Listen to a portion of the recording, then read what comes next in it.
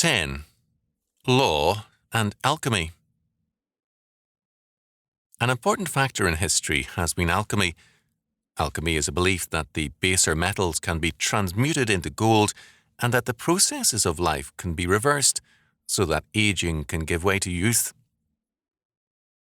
Its origins are in antiquity, going back at least to Babylon.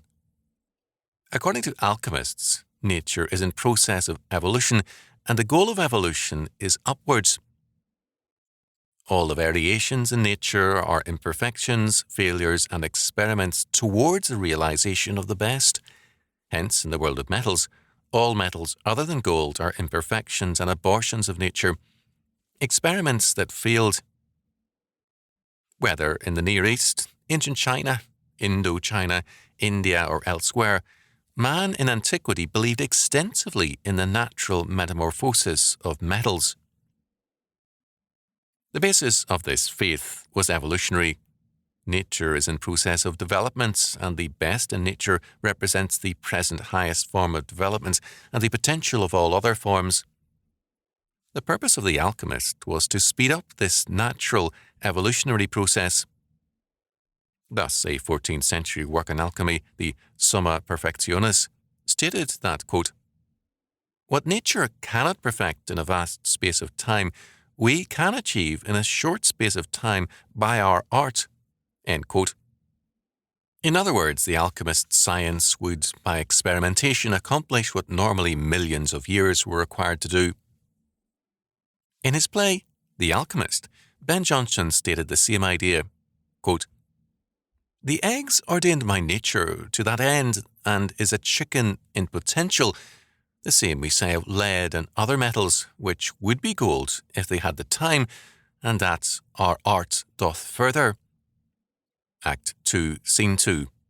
Similarly, death is seen as a failure which evolution will someday overcome, as it will also overcome aging, and so the alchemist dedicated himself also to speeding up evolution, to produce the youthful and immortal man as the new god over creation.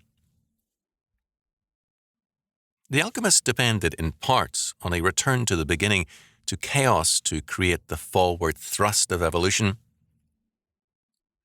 Mircea Eliade, in The Forge in the Church, quotes an old Taoist Zen document to illustrate this point, quote,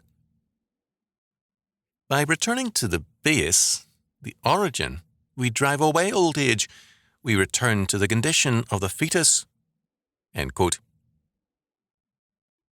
Eliade comments, quote, "Now this return to the beginning, as we have just seen, was what the alchemist also sought by other means." End quote.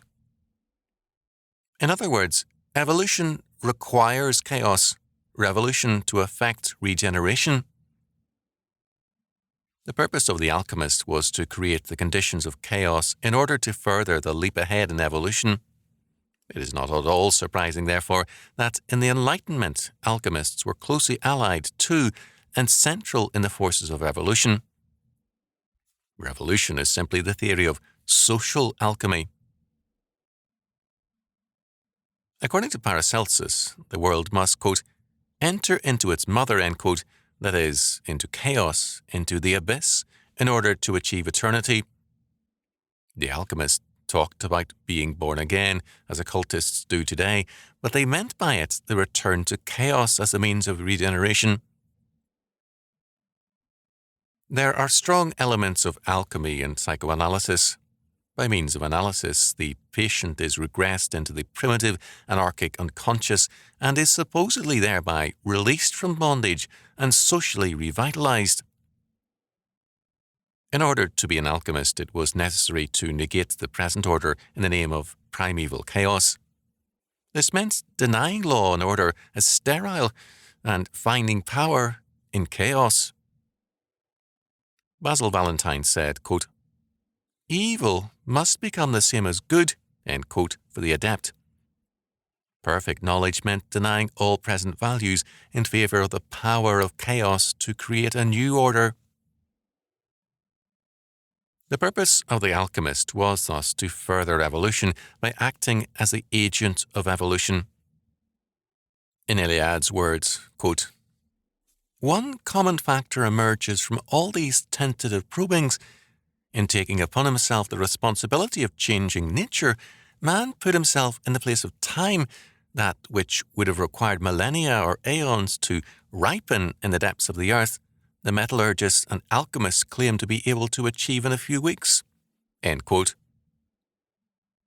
Eliade states further that the tools and equipment of the alchemist, quote, his furnaces, his retorts play an even more ambitious role.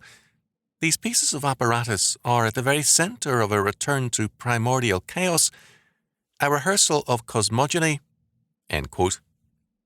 Thus, alchemy is the metamorphosis, the transmutation, the change of man and his world by means of chaos. Man speeds up his own evolution by recreating the original chaos of being. Revolution is simply the theory of social alchemy. Alchemy did not die out with the decline of alchemists in the 18th century. It simply gave way to a new form, to social and biological evolution. Evolution is alchemy brought up to date. It is the same age-old dream as ever appearing as true science, which offers to man the opportunity to be his own god. Even Eliade, who is by no means an orthodox believer, states all the same, quote, we must not believe that the triumph of experimental science reduced to naught the dreams and ideals of the alchemists. On the contrary, the ideology of the new epoch, crystallized around the myth of infinite progress and boosted by the experimental sciences and the progress of industrialization, which dominated and inspired the whole of the 19th century, takes up and carries forward, despite its radical secularization, the millenary dream of the alchemist. End quote. We can add that modern socialism and evolutionary thinking are even more rigorously forms of alchemy. Man dreams of remaking nature and conquering time. Man denies that God's law governs the universe and that it governs absolutely. Instead, he sees all things as evolving out of chaos, and man seeks to govern that evolution by becoming himself the principle of chaos. As a result, revolutionary man, the new principle of chaos, plunges the world into the abyss of revolution and chaos. Man creates planned chaos in every realm in the expectation of fertility. Not order, but chaos rules in art. Art that moves in terms of law is regarded as dull, sterile, and academic. Planned chaos governs economics, and the economic law is denied. Education works to create rootlessness, which is allied to chaos as a precondition of education and intellectualism.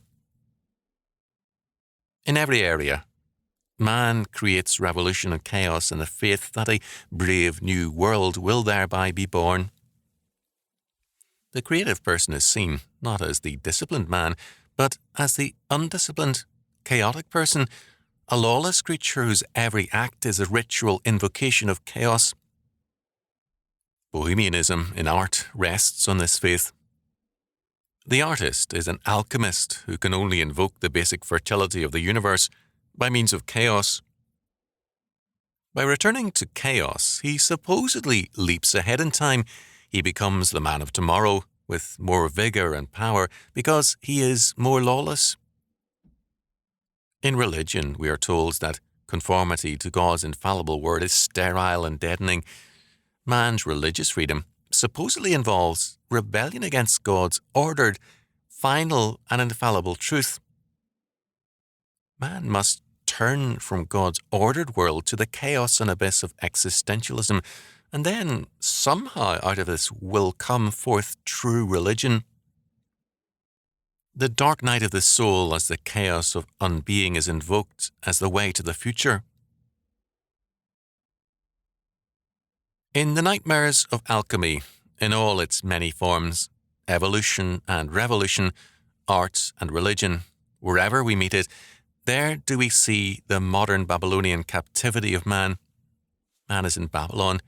Man is in a captivity of his own making, his own hands, his mind, Science, religion, and politics have forged the change of his new Babylonian captivity.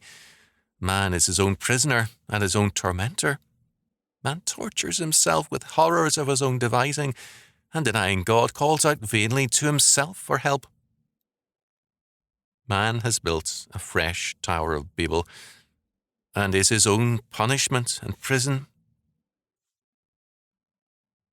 Alchemy, in all its modern forms, has been partially successful.